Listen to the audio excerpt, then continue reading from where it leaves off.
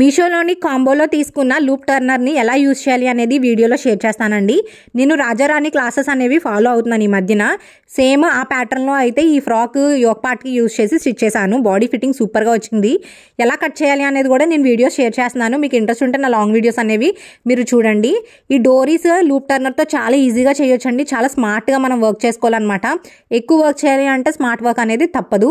Perfection కూడా అంటే మనకి ఫినిషింగ్ కూడా సూపర్ వస్తుంది. నేను ఈ డోరీస్ కోసము 1 ఇంచ్ వెడల్పు ఉన్న క్రాస్ పీస్ అయితే తీసుకున్నాను.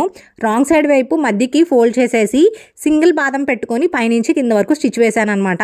నార్మల్గా పాదం పెట్టి వేస్తుంటే కరెక్ట్గా రావట్లేదండి. ఈసారి సింగిల్ పాదంతో ట్రై చేశాను, చాలా బాగా వచ్చింది.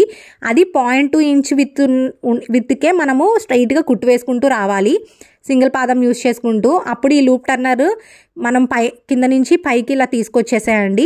మనకి కిందన ఒక హుక్లా ఉంటుందన్నమాట. ఆ హుక్కి మనం క్లాత్తో సెక్యూర్ చేయాలి.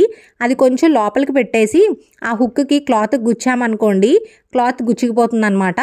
ఇలా క్లిప్లా ఉంటుంది, అలాగా లోపలికి సెక్యూర్ చేసేసుకోవాలి. ఈ క్లాత్ అంతా ఈజీగా ట్విస్ట్ అవ్వడానికి మన సైడ్ని ఎక్స్ట్రా క్లాత్ ఉంది కదండి ఖర్చుకి, అది కొంచెము కట్ చేసుకోవాలన్నమాట. అప్పుడు మనకి ఈజీగా తిరిగిపోతుంది అనమాట. లేదు అంటే మీరు పై వైపు కొంచెము బ్రాడ్గా కుట్టు వేసుకోండి, అప్పుడు ఈజీగా తిరుగుతుంది.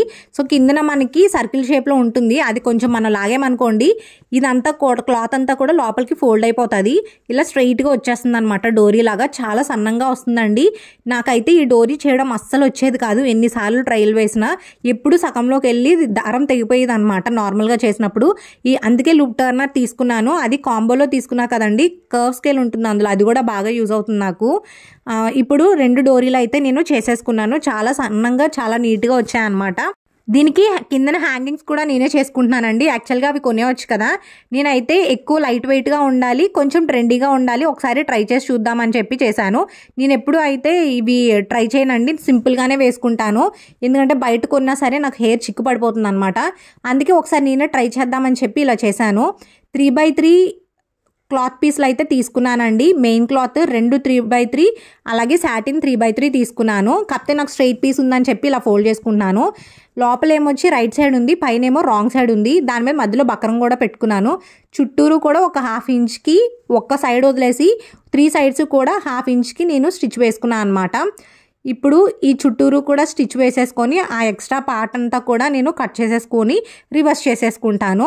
మనము టిప్స్ దగ్గర మాత్రము లోపల వరకు క్లాత్ కట్ చేసుకోవాలండి, అప్పుడే మనకి షార్ప్ ఎడ్జెస్ వస్తాయన్నమాట.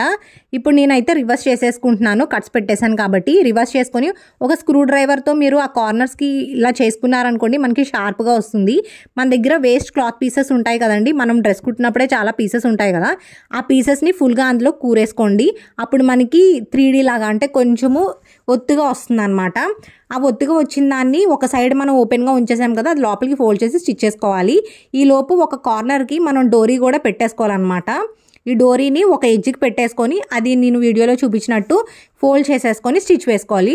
ఈ డోరీ హ్యాంగింగ్స్ ఇంకా సింపుల్గా ఉన్నాయండి. సమోసా షేప్లో అయితే చేద్దాం అనుకుంటున్నా అండి హ్యాంగింగ్స్.